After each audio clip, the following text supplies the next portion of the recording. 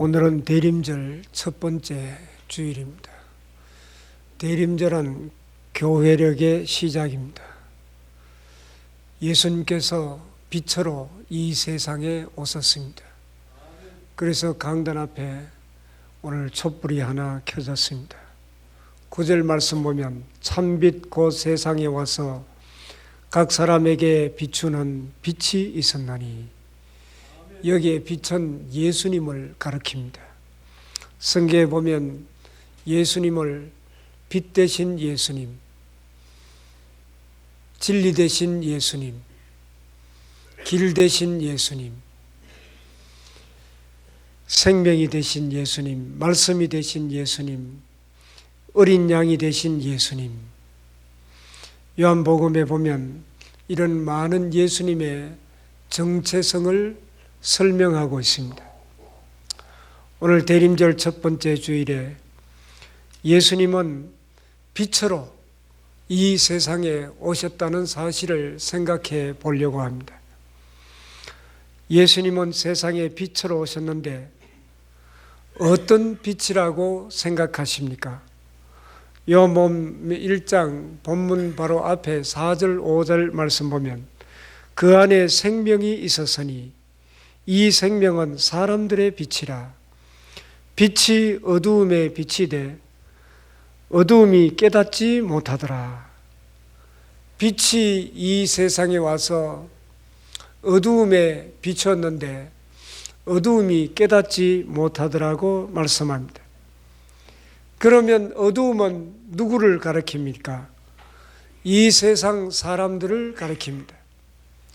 예수님이 빛이라면 이 세상 사람은 어두움이라는 것입니다. 그래서 이 빛을 이야기할 때 당연히 제일 먼저 느껴지는 의미가 빛은 거룩이고 어두움은 죄악입니다. 하나님의 거룩함이 이 땅 위에 왔는데 죄를 지은 우리들은 이 거룩함을 피하고 싶은 마음인 것입니다. 그래서 오늘 성경은 빛이 이 세상에 오셨는데 이 땅에 있던 자기 백성도 그 빛을 영접하지 않았다고 말씀하고 있습니다. 오늘 본문 9절에서 참빛이 세상에 와서 누구에게 비쳤다고 말씀하고 있습니까? 각 사람에게 비추었다고 말씀합니다. 이 세상에서 예수님의 빛이 머물지 않는 사람은 한 사람도 없다는 것입니다. 모든 사람에게 주님의 밝은 빛을 환하게 비추고 있습니다. 예수님이 오셨다는 그 자체가 모든 사람에게 빛 대신 예수님의 영향력이 흘러가고 있다는 것입니다. 그런데 이것을 깨닫지 못하는 사람들이 많습니다. 그렇다면 우리는 어떻습니까? 빛 대신 예수님이 우리를 비추고 있다는 사실을 깨닫고 그 사실을 믿고 계십니까? 과연 이 빛이 우리 신앙생활에 어떤 영향력을 미치고 있는지 한번 돌아보아야 할 것입니다. 우리 인간의 역사를 죄의 역사라고 할 수 있습니다. 또 인간의 역사는 갈등의 역사입니다. 인간의 역사는 태초부터 갈등이 있었습니다. 태초에 아담과 하와 두 사람만 사는데도 선악과를 따먹어야 되는지 먹지 말아야 되는지 갈등이 있었습니다. 바로 그 다음 세대인 가인과 아벨이 태어났는데 형인 가인이 아벨을 쳐 죽이는 사건이 벌어집니다. 아기를 길러보신 분들은 느꼈을 것입니다. 갓난 아이 때부터 동생이 생기면 형은 갈등이 생깁니다. 우리에게 이런 인간적인 갈등이 있을 때 예수님의 빛이 우리 인간관계 속에 임하고 있느냐? 대림절을 맞이하면서 이 문제에 관해서 생각해 보고 싶습니다. 우리가 예수님을 가리켜서 능력이다, 진리다, 사랑이다 라는 말을 하고 있습니다. 그러면 이 예수님의 빛이 우리의 심령에 비추고 있을 때 우리는 무엇을 느끼게 됩니까? 옛날 제가 초등학교 다닐 때는 추운 겨울에 교실도 굉장히 추웠습니다. 난로를 피우기는 하지만은 그래서 쉬는 시간이 되면 바깥에 햇빛이 쫙 비치는 따뜻한 데에 가서 몸을 녹이곤 했습니다. 빛이 임하면 따뜻함이 있습니다. 오늘 성경은 예수님은 빛이신데 그 빛이 지금도 각 사람에게 비추고 있다는 것입니다. 이 빛을 모르는 사람에 대해서는 우리가 할 말이 없습니다마는 우리는 그 빛을 알고 또 예수님을 믿는 사람인데 그 빛이 우리의 삶과 인간관계 속에 어떻게 비추어지고 있느냐, 이것을 우리는 깊이 생각해 보아야 됩니다. 정말 우리에게 빛이 필요한 영역은 여러 곳에 많습니다. 그리스도인에게도 약점이 많습니다. 우리의 약점은 사랑의 복음을 전하면서도 성도끼리 이웃끼리 다투고 싸우고 서로 갈등 관계에 있다는 것입니다. 니체 같은 무신론 철학자는 신은 죽었다고 말했습니다. 우리 기독교인들에 대해서 니체는 너희들 안에 진짜 하나님의 사랑을 보여주기만 하면 내가 하나님을 믿겠다고 말했습니다. 내가 믿을 만큼 너희에게 하나님의 사랑이 없다는 것입니다. 예수 그리스도를 믿으라고 하면서 주님의 사랑을 드러내지 못하는 것이 오늘 우리들의 문제입니다. 사랑을 전하면서 미움을 그대로 간직하고 있는 채 그리스도의 십자가의 사랑을 전한다면 그것은 잘못된 것입니다. 빛이신 예수님이 이 땅 위에 오셨는데 이 땅에 사는 백성들은 예수님을 영접하지 않았습니다.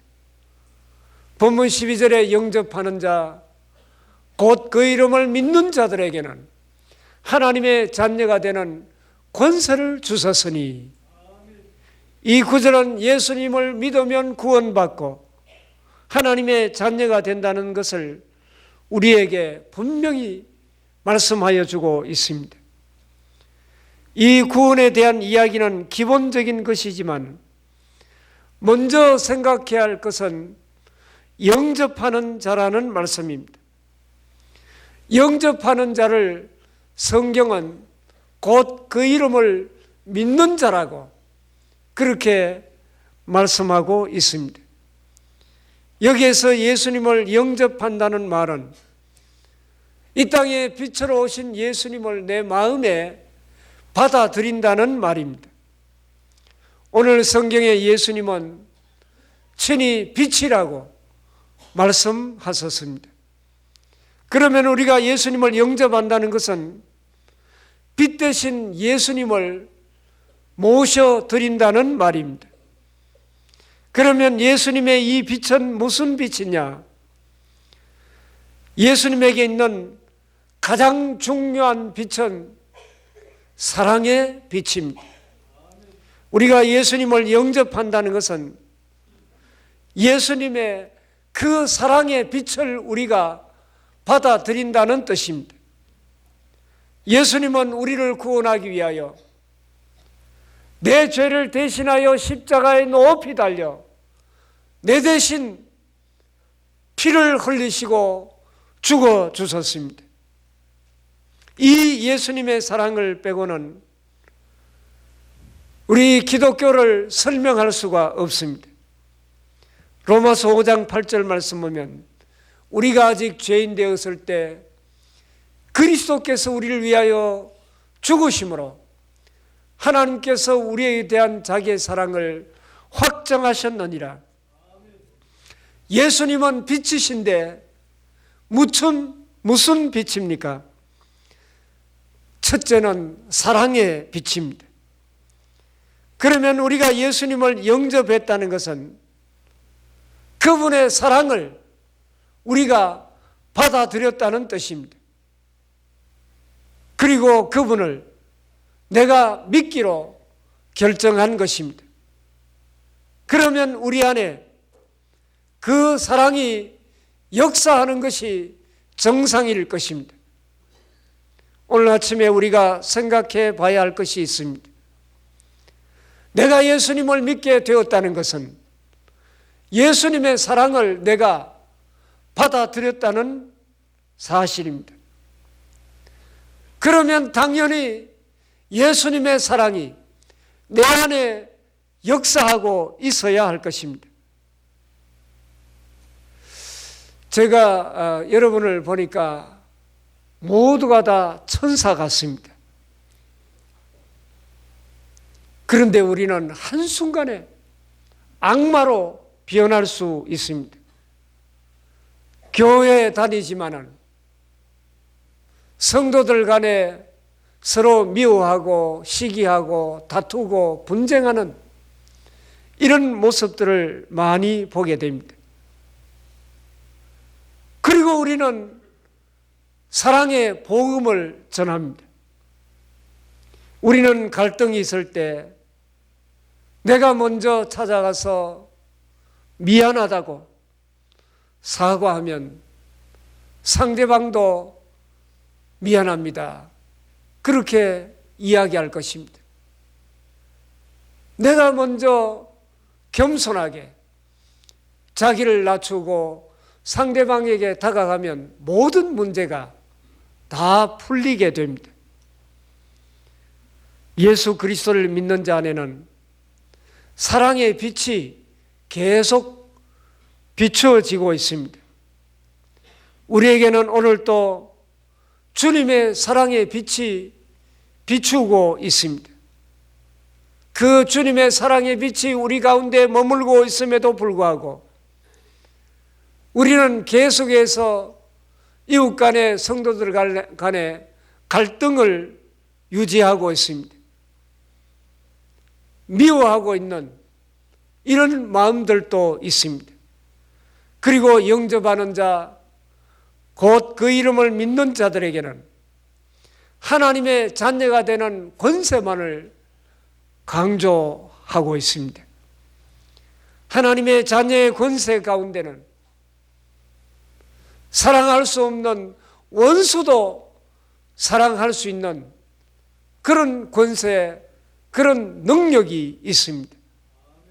이 사랑의 능력이 우리 모두에게 비추는 오늘 예배가 될 수 있기를 바랍니다.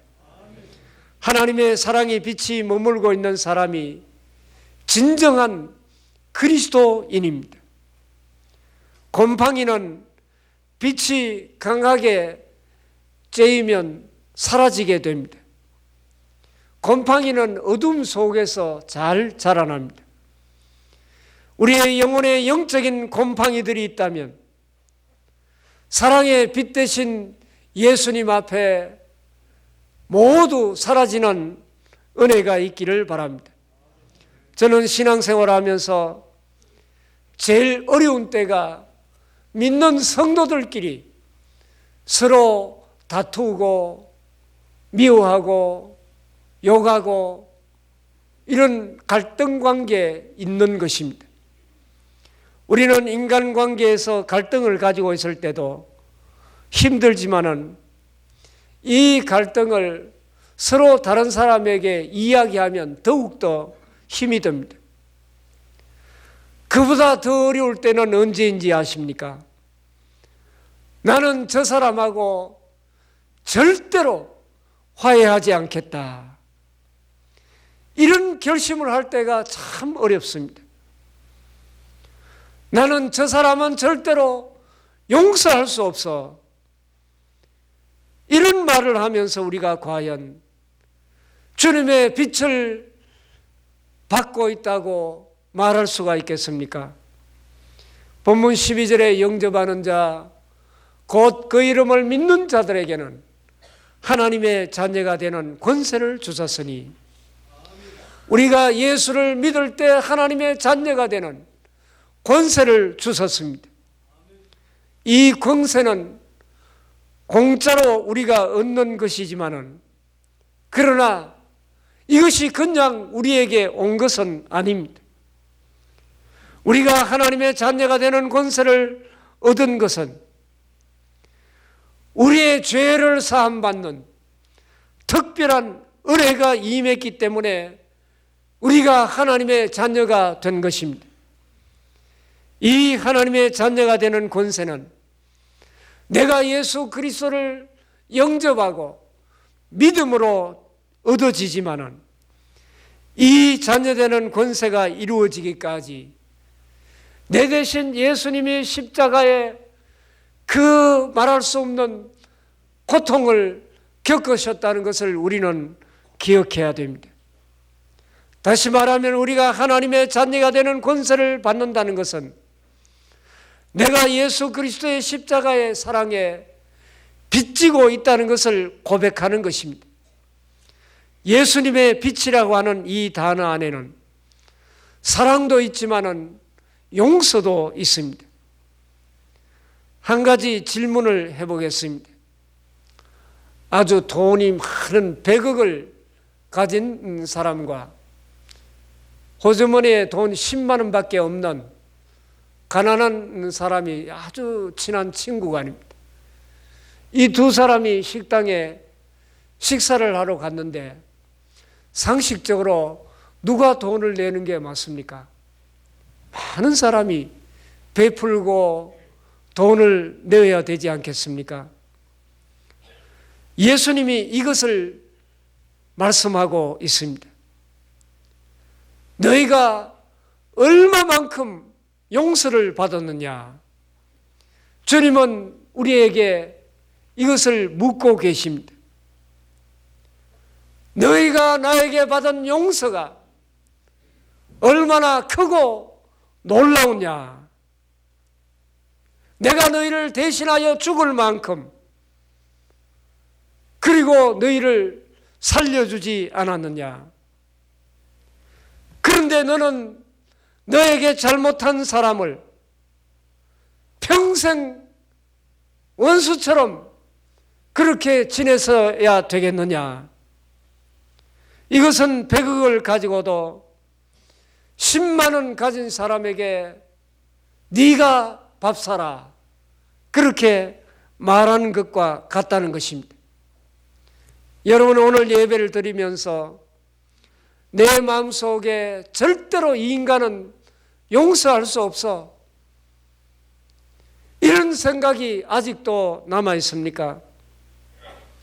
그 십자가의 사랑을 입고도 나는 절대로 그 인간은 용서할 수 없어, 이렇게 생각한다면 나는 엄청난 부자 100억을 가지고도 돈 없는 거지한테 밥을 얻어먹는 사람과 마찬가지입니다.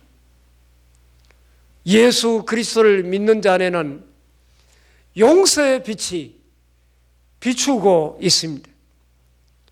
우리는 그 십자가의 용서의 빛이 임한 사람들입니다. 우리를 용서해 주신 주님, 억만 죄악 가운데 죽었던 우리를 살려주시고 우리를 의롭다 인정하여 주셨습니다. 이 예수님의 용서가 지금도 우리에게 비추어지고 있다는 것을 잊어버리지 마시기를 바랍니다. 이제 2019년이 한 달밖에 남지 않았습니다. 이 해가 다가기 전에 부탁드리고 싶은 것은 여러분 안에 품고 있는 미움의 대상, 좀 껄끄러운 그런 대상이 있다면 이 해가 다가기 전에 화해하고 용서하는 그런 은혜가 있기를 바랍니다. 그리고 여러분 안에 이 사람한테는 정말 미안하다고 꼭 이야기해야 될 사람에게는 반드시 여러분이 먼저 찾아가서 용서를 구하십시오. 저는 교회가 용서하는 것만 가르치면 안 된다고 생각합니다. 예수 믿는 사람은 먼저 가서 용서를 구해야 됩니다. 내가 미안합니다. 거기에 믿음의 능력이 나타나고 거기에 주님의 십자가의 능력이 나타나는 것입니다. 오늘 본문 14절에 말씀이 육신이 되어 우리 가운데 거하심에 우리가 그의 영광을 보니 아버지의 독생자의 영광이요 은혜와 진리가 충만하더라. 말씀이 육신이 되어 예수님께서 우리 가운데 거하심에 우리가 그분의 영광을 본다는 것입니다. 그런데 그 영광이 무엇입니까? 아버지의 독생자 예수님의 영광입니다. 그리고 거기에 은혜와 진리가 충만하더라고 말씀하고 있습니다. 예수님을 영접하면 주님의 성령이 우리 가운데 임하게 됩니다. 성령님이 우리 가운데 거하시면 우리를 통하여 아버지의 독생자의 영광이 드러나게 되는 것입니다. 예수 그리스도를 믿는 자에게는 빠짐없이 하나님의 영광이 드러나게 됩니다. 예수님이 하나님의 영광입니다.